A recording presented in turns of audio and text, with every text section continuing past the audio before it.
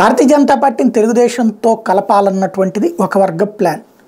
పురంధేశ్వరి వాస్తవంగా తెలుగుదేశంతో కలపడానికి సిద్ధమనేటువంటిది చాలామంది ప్రొజెక్ట్ చేసిన. వాస్తవంగా పురంధేశ్వరికి ఇష్టం లేదు.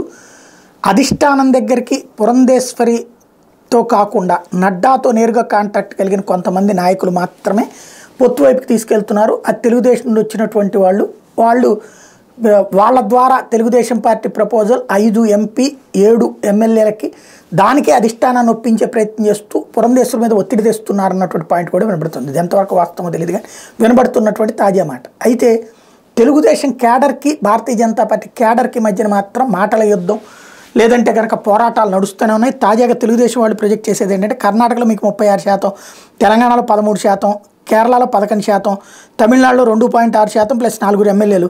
కానీ ఆంధ్రలో మాత్రం 100 కంటే తక్కువ. మీరు దేశం అంతా ఏలచ్చేమో కానీ ఆంధ్రప్రదేశ్లో మాత్రం చంద్రబాబు బోట్ల కింద మీ పార్టీ అంటూ తెలుగుదేశం పార్టీ సింపథైజర్స్ ప్రొజెక్ట్ చేయడం, దాన్ని తిడుతూ ఇటు భారతీయ జనతా పార్టీ వాళ్ళు క్వశ్చన్ చేస్తూ ఉండటం నడుస్తూ ఉంది.